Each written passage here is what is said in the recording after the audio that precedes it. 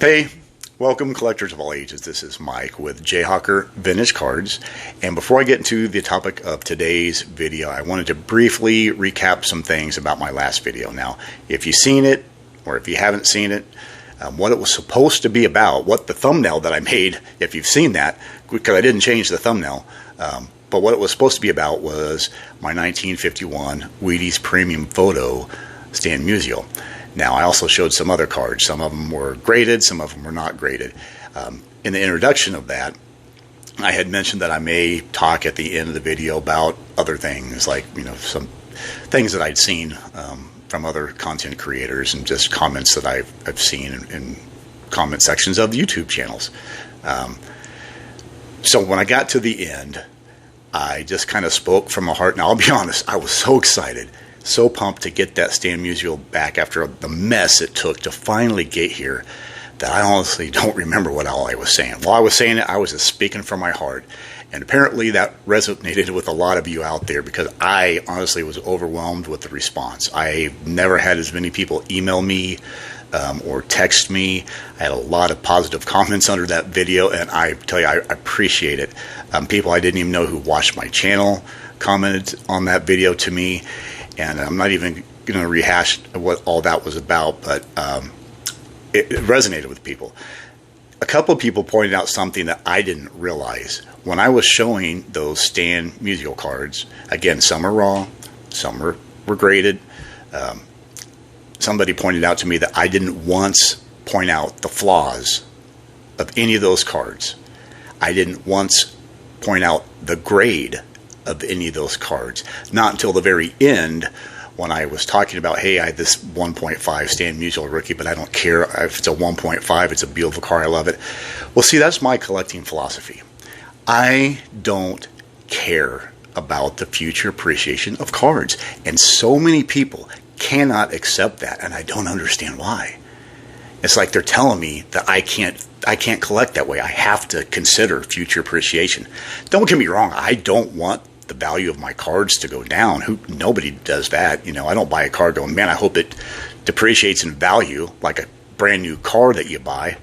No, but I don't worry about that. See, I collect for fun, and that's what a lot of that video was about. Was, hey, if you're having expectations and they're too high and you're not reaching them, don't worry about it. Go back and focus on what made you collect in the first place. But that hit home with a lot of people. And I just thought it was interesting that somebody pointed out, because I didn't realize what I was saying for half of that. I was just speaking from my heart, for better or for worse. But I didn't point out the flaws of the cards. I didn't point out the grades of the cards. I was just showing cards that I love having in my collection. Now, for this video, it's going to be a little bit of everything. I promise it'll be as short as I can, but I'm going to show you some recent pickups. Now, I'm really struggling to save money for Strongsville next year. But I did go to a card show recently and picked up some items. But I also picked up something that I never thought I was going to get. You say, I'm not interested in this. And you've heard me say I'm not interested in autographs. But I bought some autographs because I've been influenced by some of you, like Eddie's Cardboard Chaos. A lot of people have heard me say I don't have any interest in getting Venezuelan cards, but I got my first Vinny. Nothing special, but I like it because it looks different than the regular Topps issue. So I got a 1964 Topps Venezuelan Veda Pinson. And what's cool about this is the back is different. It's a different coloration. Now, I'm not a big fan of the 64 Topps. I think the orange backs kind of have that orange pukey color. But I think this is cool. And so maybe this will start a run for me to get some Venezuelan cards. But Veda Pinson is one of my favorite guys, so I picked that up. I went to a local card show this past weekend looking to see if by chance there might be some 1970 Kellogg's baseball. Again, 2 shows in a row, big fat zero.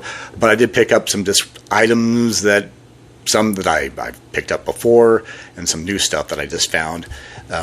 So I'll just show these. Nothing spectacular, but there's some cool stuff. This 1973 Dexter Press postcard of Johnny Bench, which is a cool image. And I got a couple exhibits, 1947, 1966 exhibits. One is a Richie Ashburn. And then this one I think is actually a postcard, so I don't know if it's technically an exhibit. I'll have to do some more research on this. I haven't. But it's Nellie Fox. So I could be wrong. I'm starting to think this is actually a postcard.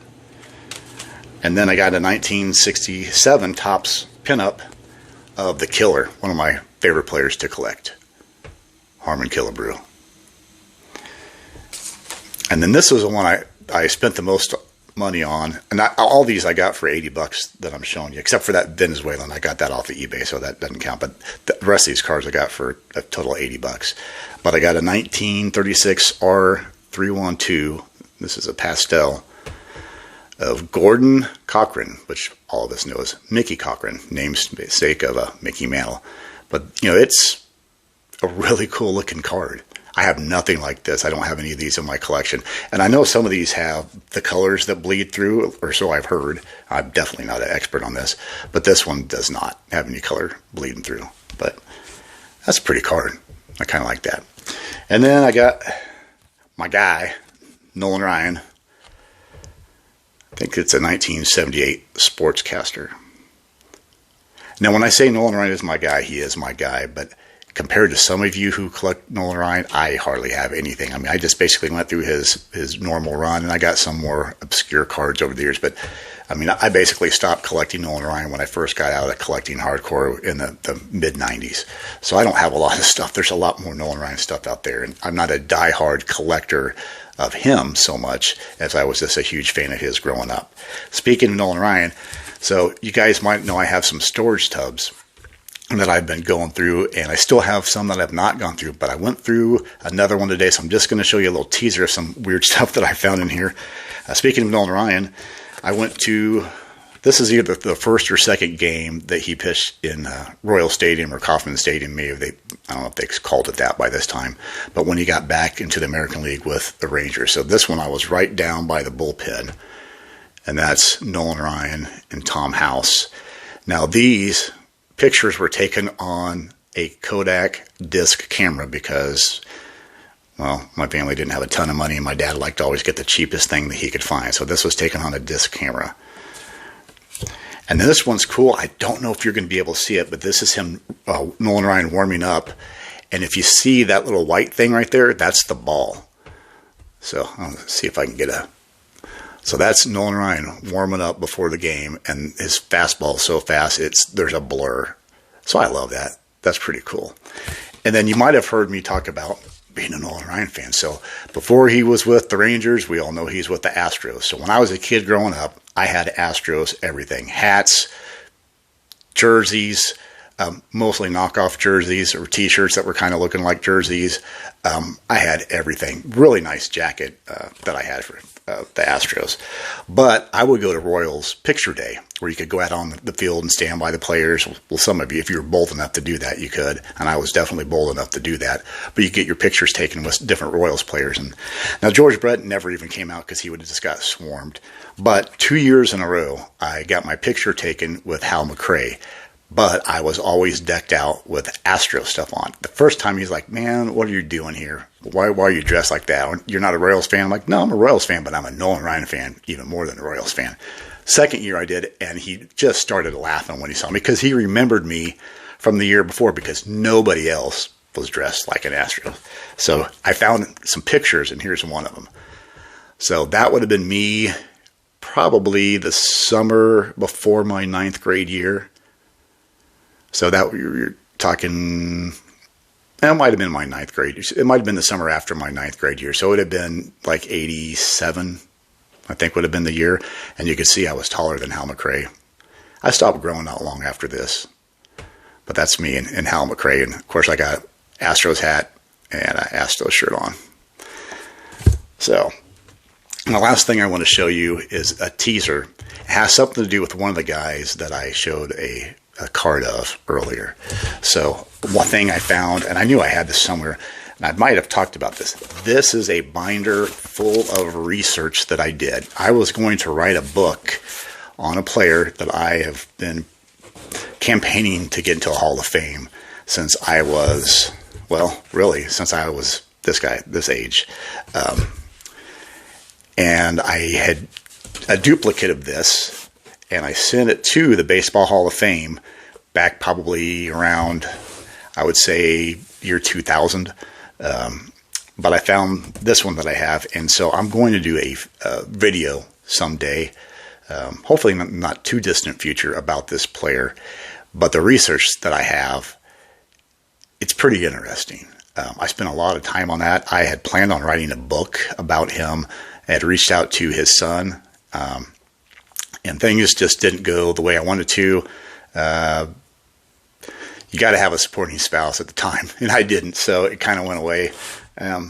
So I didn't do that. So I kind of regret that, and I thought about doing it again, but I know somebody else, after I reached out to him, I believe somebody else is actually writing a book on him. So I might pass some of this research on to them, just because I spent a lot of time with baseball reference books. They didn't have online when I was doing this. This was all turning pages of Total Baseball and looking at baseball encyclopedias and doing a lot of inputting into typewriter and spreadsheets and stuff on the computer. So anyway, there's some cool stuff in here that I'm excited to share. Then the last thing I want to talk about briefly is just how wonderful this community is. Now, back in, I think it was May or June, I'm not even sure when it was now, Rusty, with Rusty Vintage Cards, he lives in the Tulsa, Oklahoma area. He drove all the way up to Booneville, Missouri. That's probably a 5 or 6 hour drive. Well, it's got to be a drive that long. But he came up to hang out with a bunch of the Missouri guys. Chris from Missouri, Billy Ballgame, Justin, Go Crazy Card, who's Billy's friend, came up from Arkansas, and then Ross from Ross Loves Cards came up from West Plain, Missouri. So everybody had a little bit of a journey to go to Booneville, except for Billy, who lives there, and then Chris from Missouri lives 30 minutes away from there. It was about a 2 hour drive for me. So we all traveled, long story short. But I want to return the favor to Rusty. Now, we've talked about getting together and going to some shows in the Oklahoma City, Tulsa area. There's a show in Bentonville, Arkansas that's kind of triangular between a lot of us, like myself in Kansas, Rusty in Oklahoma, and then guys like Ross and Chris and Billy Ballgame. And even Justin. I mean, it's kind of, if you triangulate on a map, it's kind of in the center. It's about a 3 hour drive for most of us. That hasn't worked out yet, but there is a big show in Oklahoma City coming up this Saturday. And I've been debating whether to go, because I'm really trying to save money for Strongsville. And so, buying these little cards like this, that's not really putting a dent in my budget too much. eBay's killing me. So I need to just delete my eBay account. But there's just too much out there that I want to get. But I'm doing pretty good now. So am I planning to get a lot down there? No. I'm still looking for the 1970 Kellogg's. I've completed the football, the Hall of Famers. Now I'm just looking for the baseball.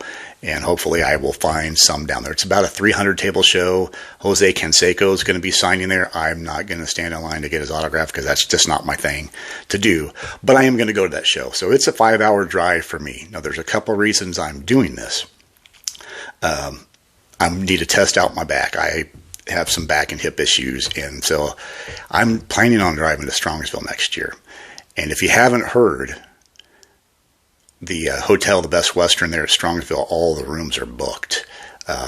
So if you haven't got your room, it may be difficult to get one. There's apparently a horror convention going on. Did I say horror or horror? Horror convention going on there. And so between that and the baseball guys, they're booked. So I was lucky enough to get my room booked back in May. So I'm glad for that. But this is going to be a good test for my back. Now, the trip for me to drive is about 12 hours from where I live to Strongsville. And I'm planning on making it just an actual vacation. So I'll probably stop for a night somewhere along the way and spend the night. And I might do the same thing on the way back. I don't know. I may drive all the way back. But I'm going to drive to Oklahoma City, which, again, is about a 5 hour drive if you don't stop, and I'm going to have to stop and rest my back. But anyway, just to show you how much the community cares about each other and supports each other, I'm returning the favor to Rusty with Rusty Vintage Cards. We're going to meet up with a buddy of his and go to that show and just kind of spend some time together, and then I'm going to just curtail it right back north to Kansas. So anyway, that's my show. I just wanted to do a short one to prove that I could. And Hopefully you enjoyed it, and until next time, keep collecting.